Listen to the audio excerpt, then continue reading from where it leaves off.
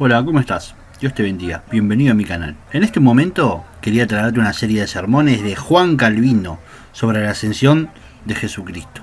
Así que te invito a que tomes un café, que te prendas un té o mate si vivís en el Río de la Plata. Y te invito a que puedas disfrutar de estos bendecidos sermones.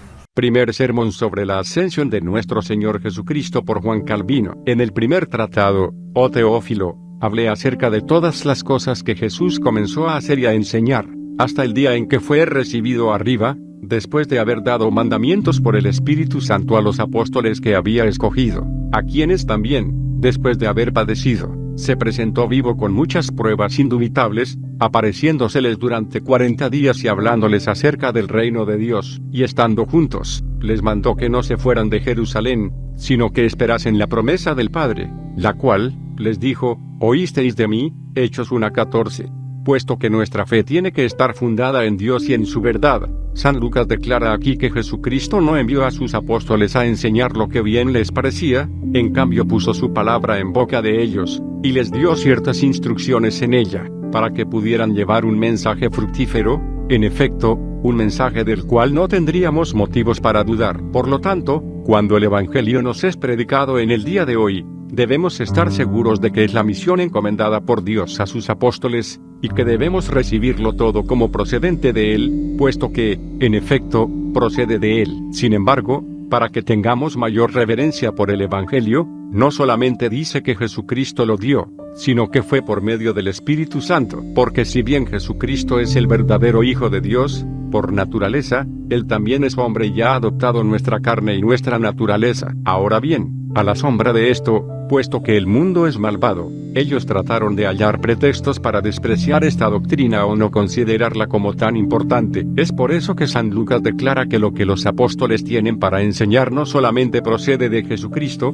sino que también ha procedido del Espíritu Santo. Ahora vemos que la misión de predicar el Evangelio es divina, y que no es algo que provino de los hombres, sino de Dios quien la estableció. Por otra parte, también tenemos que notar que el resumen del Evangelio está comprendido en estas dos palabras, esto es, en lo que Jesucristo enseñó y en lo que hizo. De manera que para ser cristianos tenemos que ser instruidos en esta doctrina que nos fue traída por Jesucristo, y también tenemos que estar completamente confirmados en ella, porque no se ha limitado a hablar, sino que ha cumplido con todas las cosas necesarias para nuestra salvación. Además, puesto que la obra principal hecha por Él para nuestra salvación es su muerte y su resurrección, es de ellas que se habla. Entonces San Lucas dice que Jesucristo, habiendo padecido, se presentó vivo a sus discípulos, en efecto, con muchas pruebas, y no sin motivos, porque cuando nos han sido declaradas las promesas de Dios, nuestra fe siempre seguirá en suspenso hasta que hayamos sido asegurados de su gracia. Por lo tanto, no podemos estar sin la garantía que nos da,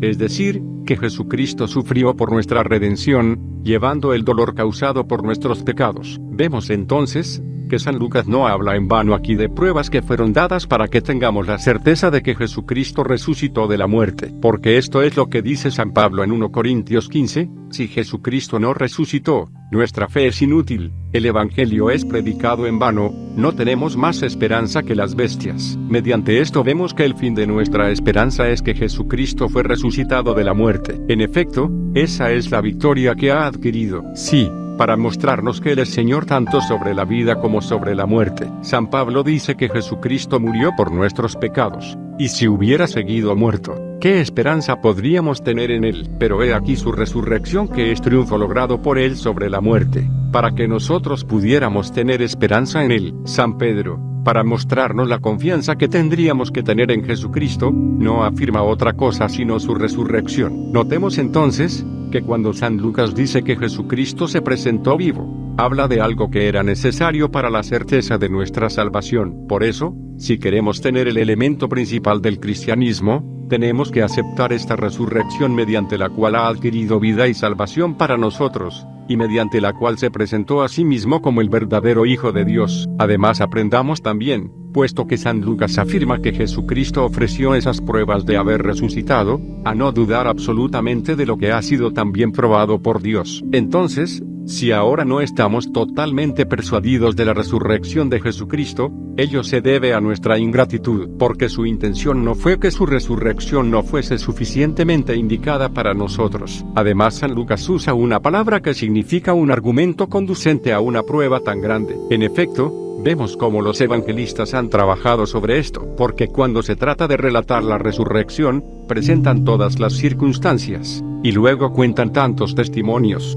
de cómo habló, cómo fue tocado, y declararon que no fue una aparición o visión, que luego podría haberles causado problemas. Esto es, entonces lo que tenemos que reconocer, que habiendo desarrollado tanto este punto, no tenemos que tener ninguna duda al respecto, sino que lo adecuado para nosotros es considerar totalmente cierto su relator, puesto que tienen una prueba tan grande. No obstante, incluso en este punto respecto del cual San Lucas dice que Jesucristo se presentó vivo después de haber sufrido la muerte, y para el cual se presentaron pruebas tan veraces, aprendamos que necesitamos tener un fundamento que jamás pueda ser sacudido, que además, habiendo tenido victoria mediante su muerte, ahora extiende su mano para conducirnos a la salvación, y cada vez que queramos tener certeza en nuestra fe, no tenemos que acercarnos a criatura alguna, sino que debemos contemplar, como en un espejo, que así como Jesucristo resucitó y conquistó la muerte, Él también abrió el cielo para que nosotros podamos entrar, guiados por Él. Aquí agrega que presentándose a sí mismo les expuso el reino de Dios. Por medio de esto debemos notar que la misión, encomendada a aquellos de quienes tenemos la doctrina del Evangelio, no fue por una sola palabra ni durante un minuto, sino que fueron instruidos prolongadamente, tal como correspondía, y, habiendo recibido una enseñanza completa, y una autoridad para esparcirla, nos la han anunciado fielmente. Eso es lo que tiene que ser notado en su palabra. Ahora dice que Jesucristo se presentó a sí mismo ante sus apóstoles, y que presentándose les expuso el reino de Dios. Pero uno tiene que entender lo que San Lucas quiere decir con reino de Dios. Con este reino de Dios no quiere significar la vida eterna, como normalmente se interpreta, y como se podría deducir superficialmente de aquí. Es decir, que el reino de Dios es lo que esperamos mediante la esperanza, pero San Lucas lo interpreta como el gobierno espiritual mediante el cual Jesucristo nos mantiene en su obediencia, hasta habernos reformado totalmente a la imagen suya y, habiéndonos despojado de este cuerpo mortal, nos coloca en el cielo. Eso es lo que San Lucas quiere decir, pero para verlo con mayor claridad consideremos lo opuesto al reino de Dios, es decir, la vida de los hombres que están dados a su naturaleza corrompida. En efecto, si Jesús se apartara de nosotros, dejándonos ir a donde queramos, estaríamos fuera del reino de Dios, porque el reino de Dios presupone una reforma, pero en este mundo solamente llevamos miserias y corrupciones. En resumen, somos bestias andantes, y el diablo nos gobierna y nos sujeta como él quiere. Eso es el hombre hasta tanto no es reformado por Dios, de manera que, estemos informados de lo que somos hasta que Jesucristo nos haya reformado. Entonces, ¿qué? ¿Acaso anhelamos un mal mayor que este? ¿Que Satanás nos posea de tal manera y sea nuestro Señor? Así vemos, digo, lo que somos hasta que Dios, conforme a su infinita bondad, nos haya extendido su mano, en efecto, para introducirnos a su reino, y para que estemos sujetos a él y a su justicia. No obstante, también vemos cómo deberíamos estimar esta gracia que nos es dada a nosotros, y cuando Jesucristo nos atrae a su presencia. Esta es la felicidad de los hombres, que Dios sea su Rey. Es cierto, aunque los reyes anhelan reinos para obtener gloria. No obstante, cuando existe un príncipe investido con gracias excelentes, cada uno se considerará feliz de estar bajo su sujeción. Pero cuando Jesucristo gobierna sobre nosotros, tenemos a un rey que no solamente está investido de muchas y excelentes gracias, sino que gobierna sobre nosotros para nuestro propio beneficio. En efecto, ¿acaso le producimos algún beneficio de nuestra parte? Porque no podemos agregarle nada ni despojarle de nada. Así podemos ver que lo que he dicho es muy cierto, que somos muy bendecidos cuando Dios establece su trono real entre nosotros a efectos de gobernarnos. Esto, entonces, es lo que se nos enseña en segundo lugar, es decir, de apreciar o estimar semejante beneficio cuando Dios nos lo concede. Ahora bien, es por medio de su Evangelio. También es por eso que Cristo habló con tanta frecuencia del Evangelio, llamándolo el reino de Dios, porque si no nos adherimos a él, somos rebeldes contra Dios y somos excluidos de todos sus beneficios, porque no podemos ser partícipes de él hasta no ser reformados. Eso es lo que el Evangelio hace, llamándonos a Jesucristo, y mostrándonos cómo debemos ser regenerados por medio de su Espíritu Santo. Puesto que es así, Cuando el Evangelio nos es predicado es a efectos de que seamos reformados a semejanza de Jesucristo, y que todo lo que es nuestro sea abatido, y que Jesucristo nos levante por su gracia. Entonces, no es sin causa que el Evangelio sea llamado el reino de Dios. En efecto, así como sin el Evangelio el diablo tiene dominio, por el cual también es llamado rey de este mundo, así también, cuando Jesucristo hace que su evangelio sea predicado en un país es como si dijera: yo quiero tener dominio sobre ustedes y ser su rey. Pero eso no significa que todos los que están en el país donde está el evangelio, están sujetos a Dios, porque también vemos cómo se levantan algunos de ellos y muestran la iniquidad que antes estaba oculta en su interior, otros desprecian la doctrina y el reino no tiene absolutamente ningún fruto en ellos. Pero aún así, Jesucristo siempre tiene alguna compañía donde quiera que el evangelio sea predicado. ¿Por qué es así? Porque no es rey sin súbditos. De modo que podemos concluir diciendo que es un beneficio inestimable cuando Dios nos presenta su evangelio. Porque, ¿qué más quisiéramos nosotros sino que Jesucristo nos diga: aquí estoy, me hago cargo de ustedes, para que puedan estar bajo mis alas y bajo mi protección? ¿Qué más queremos que eso? Ahora bien, por medio del Evangelio tenemos testimonio de que todo eso nos es dado. De modo entonces, es cierto que cuando Jesucristo nos introduce así en su reino, y nos recibe en su presencia, es para vestirnos luego con inmortalidad e incorrupción, a efectos de que entremos a esta gloria la cual Él nos ha prometido. Entonces, cuando recibimos este Evangelio, es para que entremos en este reino de Dios, pero que es solamente una entrada, luego debemos andar en Él. Es lo que Él hace cuando nos aparta de esta cautividad desgraciada del pecado, y entonces tenemos la libertad que Él nos ha prometido. De manera entonces, no es todo el haber entrado, sino que debemos seguir hasta que seamos plenamente unidos a Jesucristo. En efecto, vemos que, si bien Dios nos ha iluminado por su Santo Espíritu, y aunque anhelemos andar en el temor suyo, y de conocer su bondad para poner nuestra confianza en ella, aún así queda tanta miserable debilidad en nosotros, que nos es necesario luchar contra muchas tentaciones, y muchas veces somos vencidos. Entonces, ¿qué? ¿Es suficiente el haber entrado? De ninguna manera. Más bien tenemos que reconocer que nuestra vida es un camino en el cual debemos marchar siempre hasta venir a nuestro Señor Jesucristo. Así el reino de Dios tiene que aumentar más y más hasta que quedemos despojados de pecado, porque cada día experimentamos suficientemente cuán necesario es que estemos unidos a Dios como corresponde. Ello es entonces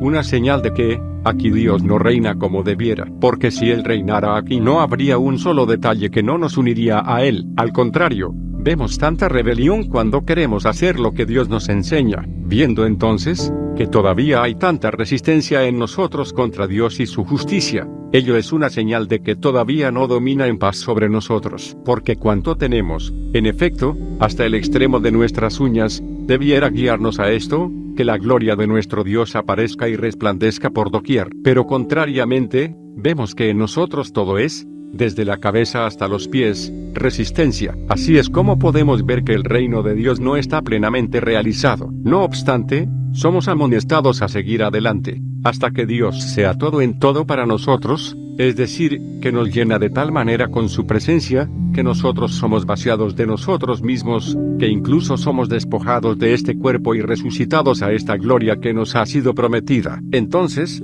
las palabras que Jesucristo habló a sus apóstoles acerca del reino de Dios, nos llevan a esto, que renunciemos a nosotros mismos y a todo lo nuestro, para que Jesucristo levante su trono allí, para que nos guíe, que seamos enteramente conformados a su justicia, y que solamente busquemos de seguirle a Él como a nuestro Rey soberano. Ahora digo que todo esto está dirigido a nosotros. ¿Por qué? Porque los apóstoles no fueron enseñados únicamente para ellos mismos, sino para nosotros. Notemos entonces, que si el Evangelio nos es anunciado, es para que podamos dejar este mundo, es decir, todos los sentimientos malvados que tenemos en nosotros, y todas las vanidades que nos mantienen aquí abajo. Tenemos que ser cambiados totalmente, y Dios tiene que darnos una vida nueva. Es así como deberíamos beneficiarnos por medio del Evangelio, para que sea verdaderamente el reino de Dios, y para que tenga sobre nosotros la autoridad que le corresponde. Sin embargo, reconozcamos que Dios no nos llama a su presencia para mantenernos en una condición estática,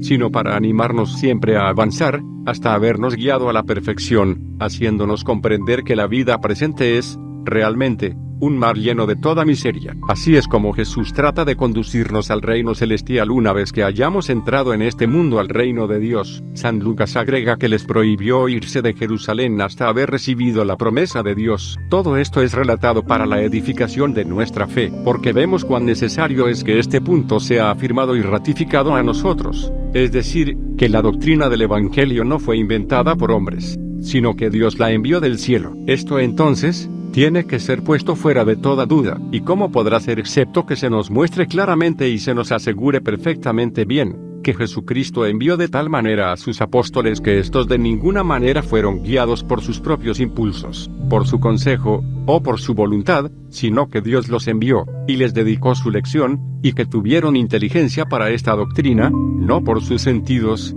sino por el Espíritu Santo? Si no tiene que notar entonces que San Lucas dice aquí que Jesús les expuso frecuentemente esta doctrina, a efectos de que pudieran estar tanto mejor informados en ella y para que no se extraviasen. Además dice que tenían que ser iluminados por el Espíritu Santo, a efectos de poder ser vaciados de toda sabiduría humana, y que pudiera ser sabido que su doctrina era una obra de Dios. Notemos entonces, a efectos de que nuestra fe siempre esté fijada en Dios, como un ancla, que debemos estar firmes, porque entre las criaturas no hallaremos nada que no se escurra como el agua, y allí el fundamento de nuestra fe sería muy pobre. Pero cuando nuestra fe esté depositada en Dios ya no estaremos de ninguna manera sujetos a los altibajos, sino que estaremos firmes. Por ese motivo se les prohibió a los apóstoles salir de Jerusalén antes de haber recibido la promesa. Y en esto vemos la obediencia de ellos, porque de acuerdo al razonamiento de los hombres podrían haber respondido diciendo: ¿cómo es esto? ¿Acaso no somos apóstoles de Dios? ¿No tenemos nosotros autoridad para predicar su palabra? ¿Acaso no sabemos cómo cumplir con nuestro oficio? Tenían cierta razón para hablar así. ¿Con qué propósito los había instituido Dios en este oficio si no era para que lo cumplan? Pero ellos sabían que era Él a quien debían obedecer. Hay de aquel hombre que quiere avanzar y salir a trabajar antes que Dios lo impulse a ello. A uno contrario,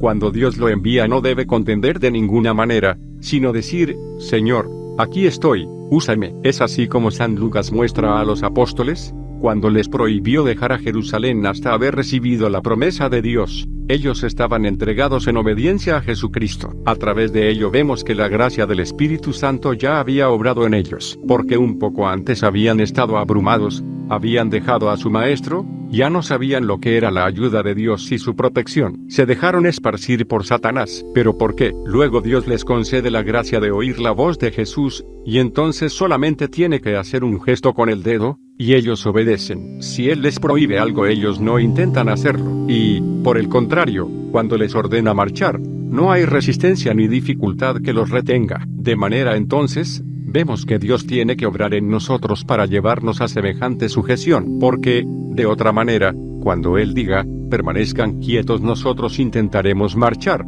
y cuando Él quiera que comencemos a avanzar, nosotros retrocederemos. Por naturaleza somos así. En los judíos tenemos un ejemplo tan claro de esto, porque si leemos cómo se comportaron, aún después de haber sido librados de Egipto, hallamos que había una gran ingratitud en ellos, porque cuando Dios les ordena marchar contra sus enemigos, y promete que les dará victoria, ellos no están dispuestos a marchar, sino que murmuran contra Dios. Realmente, a donde estamos yendo, aparentemente quiere destruirnos, y nos manda como ovejas al matadero. Esta es su rebelión. Por otra parte, cuando Dios les dice: no se muevan, ellos quieren marchar, y ninguno puede ser retenido. ¿Y por qué? Dicen: estamos perdiendo el tiempo, no hemos de marchar. Así es como los hombres quieren marchar cuando Dios se lo prohíbe, y cuando dice: marchen, no hay uno solo que quiera dar un paso. En resumen, aparentemente los hombres quieren luchar reciamente contra Dios. Así son. Su osadía es como una locura,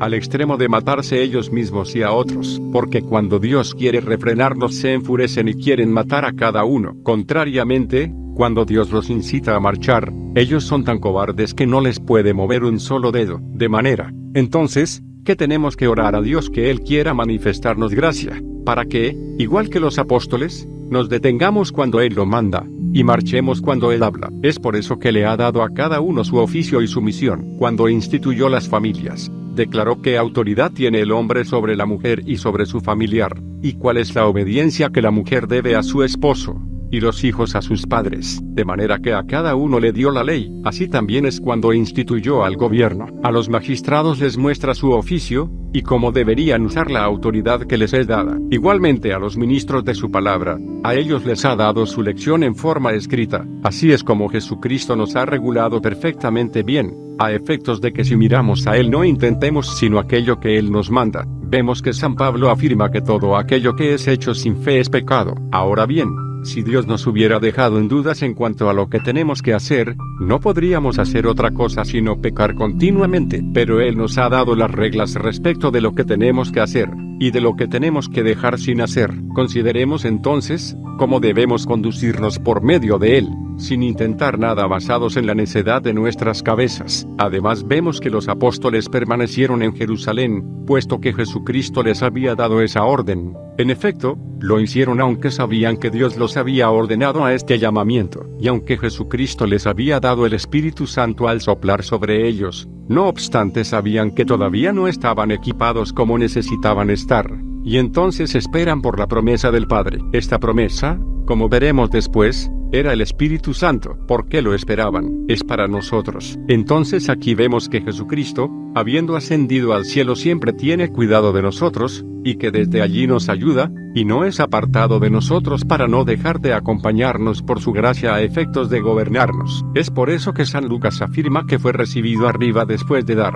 por medio del Espíritu Santo, mandamiento o los apóstoles que había elegido. Entonces, no es que se haya ido sin pensar en nosotros. Entonces, ¿qué? Encargó la misión a sus apóstoles y les mostró cómo debían conducirse después de recibir el Espíritu Santo. Ahora, aquí tenemos una garantía de que nunca oremos desprovistos de su ayuda, siempre y cuando nos aferremos a Él. Además, es un gran consuelo para nosotros que Jesucristo, habiendo ascendido al cielo, tiene toda autoridad en sus manos, y está encima de todas las criaturas, habiendo sido establecido como lugarteniente de Dios para gobernar todo, tanto arriba como abajo. Ahora, para mayor beneficio de esto, notemos que Jesucristo, siendo exaltado por Dios al extremo de que todas las criaturas están sujetas a Él, no obstante nuestra cabeza, y que este gran dominio e imperio que Él tiene nos beneficia a nosotros ciertamente si somos miembros suyos, pero Él no puede ser nuestra cabeza si no tenemos auténtica unión con Él. En esto entonces consiste toda la seguridad de nuestra salvación, es decir que Jesús,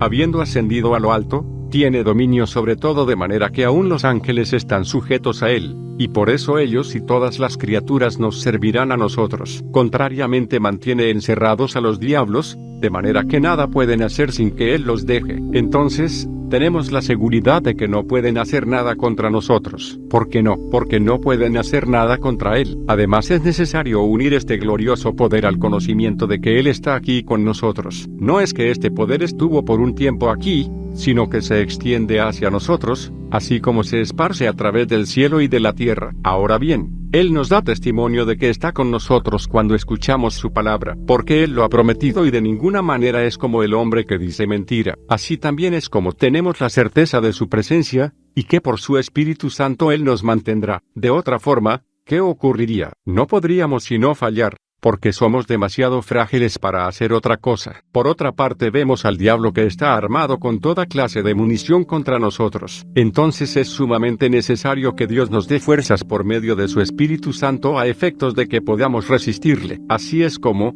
estando lejos de Jesucristo, en lo que respecta a su cuerpo, estamos cerca de Él con respecto a su poder, y esto es lo que nos muestra en la cena, y tenemos que aplicar esta doctrina, y para ello no tenemos que acercárnoslo como muchos que vienen aquí como bestias, sepamos. En cambio, lo que aquí se nos da, cuando vemos que Dios nos da alimento para nuestros cuerpos, eso ya es una bendición, pero no venimos aquí para llenarnos de comida y bebida. Entonces, ¿para qué? Para significamos que no deberíamos buscar aquí nuestra vida física, porque, como dice San Pablo, tenemos casas donde comer y beber, de manera que no venimos aquí para alimentar nuestros cuerpos. ¿Qué entonces? Tenemos testimonio de que Jesucristo quiere alimentar aquí nuestras almas. ¿Y nuestras almas, acaso serán alimentadas con pan y vino? De ninguna manera. No hay nada con lo cual puedan ser alimentadas sino por medio de Jesucristo, porque ellas tienen que ser preservadas para la vida inmortal, la cual ni aun los ángeles nos pueden dar, porque, puesto que no han existido siempre,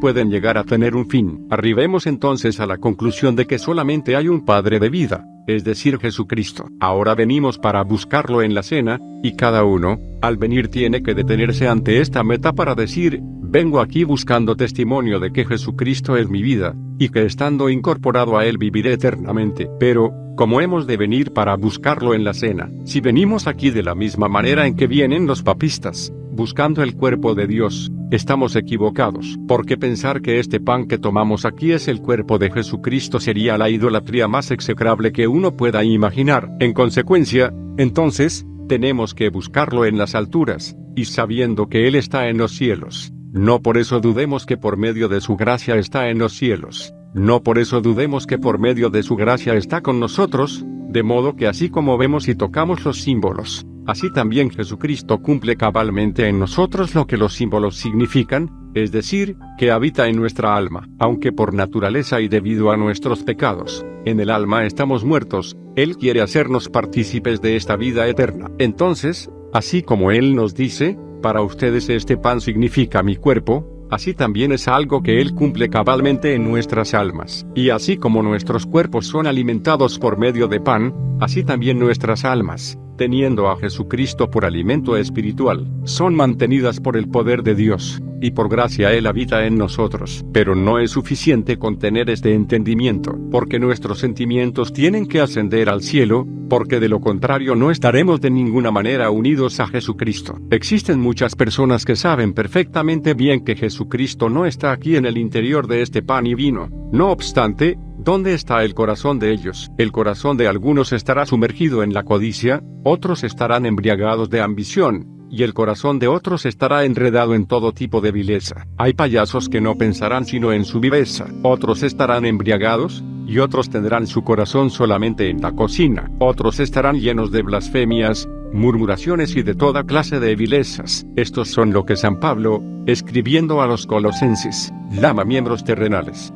Si ustedes quieren, dice San Pablo, acercarse a Jesucristo, tienen que dejar sus miembros terrenales. ¿Qué? ¿Acaso tenemos que dejar nuestros pies y manos? De ninguna manera, pero si nuestras fornicaciones, glotonerías, envidias, malicias, y todas las demás poluciones. Entonces, queremos buscar a Jesucristo en las alturas, tenemos que despojarnos de todos estos miembros terrenales. Punto y coma, porque, ¿qué relación habría entre nosotros y Jesucristo? De ninguna manera podemos mezclarlo con todas nuestras poluciones. En cambio, tenemos que acercarnos a Él para que nos aparte de ellas. De esa manera, entonces, es como no solamente tenemos que saber que Él está en cielo, sino que también tenemos que abandonar a nuestros miembros terrenales, que nos separan de Él, y tenemos que ser puestos en alto, como en verdadera castidad, en sobriedad, en auténtica caridad, en temperancia, en diligencia, en paciencia, y en toda otra virtud. Estas son las alas para elevarnos al cielo,